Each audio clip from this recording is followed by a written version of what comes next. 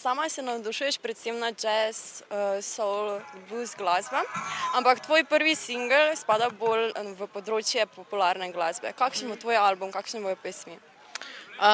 Pravzaprav sem jaz nekako združila vse te prvine, ki so meni všeč, malo smo zmodernizirali zadeve, tudi tako, da je naprimer pač radio friendly. Bo taki, po moje, takem fresh, popularna glasba.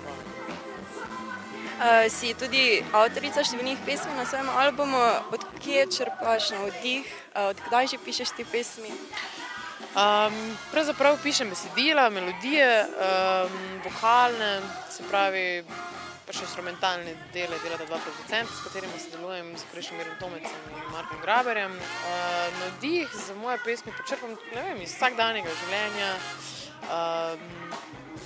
pač stvari, ki se mi dogajajo nekako ves čas.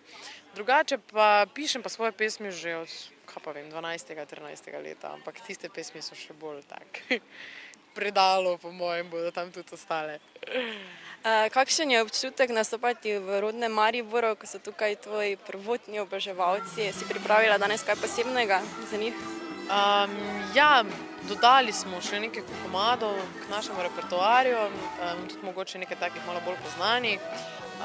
Občutek je super, zaradi tega, ker sem se že od nekdaj želela nastopati na takem odru oziroma na večerovnem odru in mi se bomo imeli danes super, ful fajn odro, upam, ne dvomim.